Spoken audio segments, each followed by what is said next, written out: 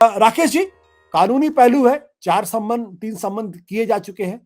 आपको क्या लगता है, सम्मन पर पेश नहीं होना, क्या केजरीवाल के कोई मन में डर है कि वो गिरफ्तार हो सकते इस वजह से नहीं पेश हो रहे?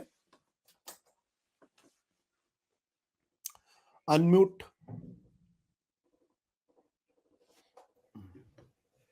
आशुतोष जी, आपके सवाल में जवाब भी छिपा हुआ है। आपने ठीक ही कहा कि जाहिर है कि उनको अरेस्ट होने का डर है, जिस कारण से वो पेश नहीं हो रहे हैं, और ये डर सार्वजनिक है।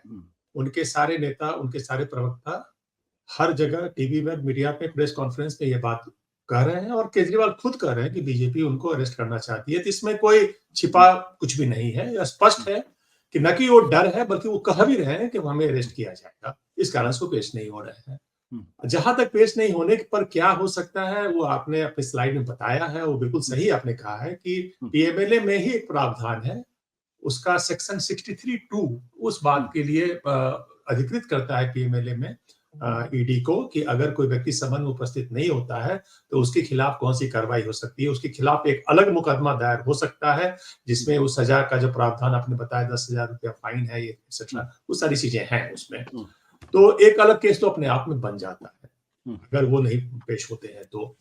अब रही बात कि ये जो समन्स जारी होते हैं, अब उसको अरेस्ट के तौर पर हम देख सकते हैं या नहीं देख सकते हैं, इसके बारे में भी थोड़ा समझना पड़ेगा कि समन्स जो होते हैं under section 50 of PMLA act में, जो प्रावधान है सेक्शन 50 में, उसके अंदर समझ दिए जाते हैं। ये जो प्रावधान है उसको एक्ट में भी और सुप्रीम कोर्ट के कुछ जजमेंट्स में भी उसको एक जुडिशियल प्रोसीडिंग माना गया है। ये समन जो होता है, इस समन के अंदर जो भी बयान दर्ज किए जाएंगे, उसकी तमाम प्रोसीडिंग जो होगी वो सिविल कोड में, जैसे सिविल कोर्ट की जो प्रोसीडिंग होती है उसके अंदर ये मानी जाएगी। और उसके अंदर जो जो धाराएं हैं 193, 228 जो इंडियन पेनल कोड की धाराएं हैं, वो इस पर लागू होती है। यानी कि अगर आप इसमें कुछ छिपाते हैं, सप्रेशन ऑफ फैक्ट है या कुछ भी है, तो इस पर आप पर अलग मुकदमा, एक अलग कार्रवाई होगी। मतलब यह है कि सेक्शन 50 जो पीएमएलए का है, जिसके अंदर समन इशू किया जा रहा है, 3 समन इशू हो गए हैं, ये समन्स की वैल्यू एक कोर्ट के नोटिस के बराबर है।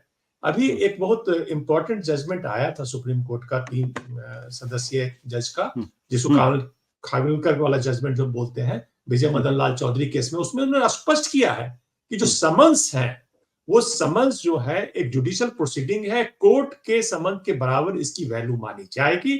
और एक बात और उन्होंने ये कहा है कि जो समन्स है, जो पीएमएलए की जो स्कीम है, उसमें ये सिर्फ इन्वेस्टिगेशन के लिए नहीं है, ये इंक्वायरी के लिए है। ये स्पष्ट लिखा हुआ है जजमेंट में कि जो पूरा पीएमएलए का स्कीम है, इसमें ये नहीं कि इन्वेस्टिगेशन आप ज्वाइन कर रहे हैं या नहीं ज्वाइन कर रहे हैं, it is one step higher than that. ये एक इंक्वायरी है, इसको इंक्वायरी समझना पड़ेगा, इसलिए आपको यहां पर आना ही पड़ेगा।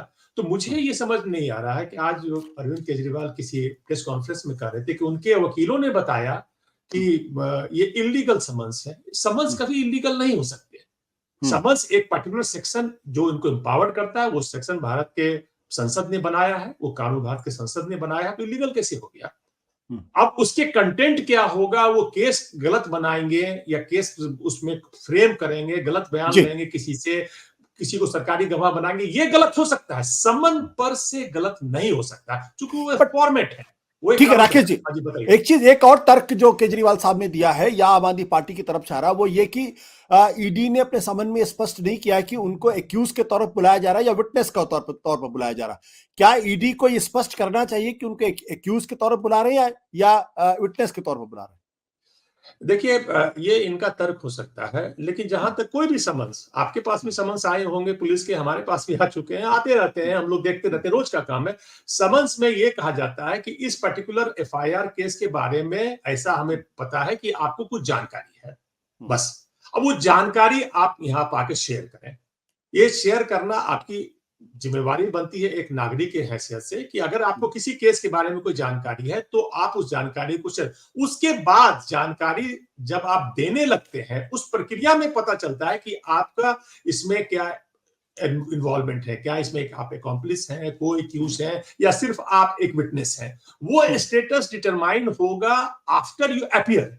बिफोर अपीयरेंस, बिफोर समन्स ये नहीं कहा जा सकता है कि आपको एज ए विटनेस बुलाया जाएगा या एज एन एक्यूज बुलाया जा रहा है।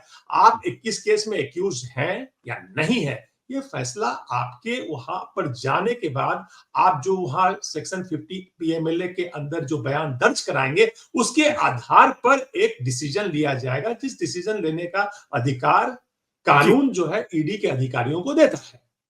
एक चीज और आपके दर्शकों के लिए मैं कहना चाहूंगा कि सेक्शन 50 में अरेस्ट नहीं किया जा सकता, ये स्पष्ट है। सेक्शन 50 में अरेस्ट नहीं, अरेस्ट करने का अलग प्रावधान है, वो सेक्शन 19 है पीएमएलए में, उसके अंदर अरेस्ट करना है। सेक्शन 50 में सिर्फ बयान दर्ज करना होता है।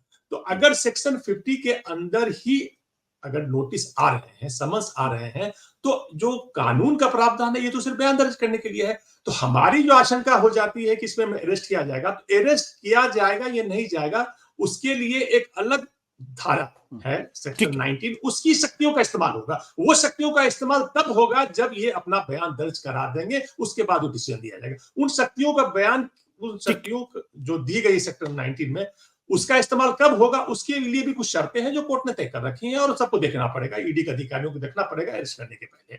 बिल्कुल लीगल पोजीशन जो कि आप डिस्कस करें, इसलिए एक सवाल और आपसे करता हूं। वो सवाल इस बात को लेकर है कि अगर मान लीजिए समन पे पेश होते हैं और ईडी इनसे पूछताछ करती है और पूछताछ के दौरान उनको लगता है कि वो कुछ चीज छुपा रहे हैं या कोऑपरेट नहीं कर रहे हैं, तो ईडी उसी दिन उनको गिरफ्तार कर सकती है। देखिए, ईडी के पास जो शक्तियां हैं, for that matter even police के पास जो शक्तियां हैं, ईडी पीएमएलए तो बहुत ज्यादा ड्रैकोनियन कानून है, जो आप कितनी बार आप ही के चैनल पर डिस्कस भी कर चुके हैं। एक साधारण आईपीसी में भी अगर आपको बुलाया गया है और आपको पता चलता है कि बयान देने के दौरान या कुछ और चीजें कोरबरेट हो जाती है कि नहीं आप इसमें एक्यूज्ड हैं, उसी समय आपको अरेस्ट किया जा सकता है। तो अरेस्ट करने की पावर जो है वो पुलिस के पास भी है, बिना वारंट के भी कर सकती है। इसमें खैर वारंट की बिल्कुल आवश्यकता ही नहीं है, मैं आपको स्पष्ट कर दूं, कोई वारंट की आवश्यकता नहीं है, ना आपको अरेस्ट के कारण बताने की आवश्यकता है। एक रीजन उनको रिकॉर्ड करना है अपने ईसीआईआर में, वो रीजन वो कोर्ट को दिखाएंगे। तो अरेस्ट तो जब चाहे तब कर सकते हैं, लेकिन वो अरेस्ट जस्टिफाइड या नहीं जस्टिफाइड है, ये उनको मजिस्ट्रेट के सामने में जो जिसको अरेस्ट किया है उसको प्रस्तुत करना पड़ेगा और मजिस्ट्रेट डिसाइड करेगा। वो तो अरेस्ट कर सकते हैं, उसमें कोई दिक्कत उनको नहीं है, कानून उनको पूरा अधिकार देता है। सत्य हिंदी का ऐप डाउनलोड करें गूगल प्ले स्टोर पर।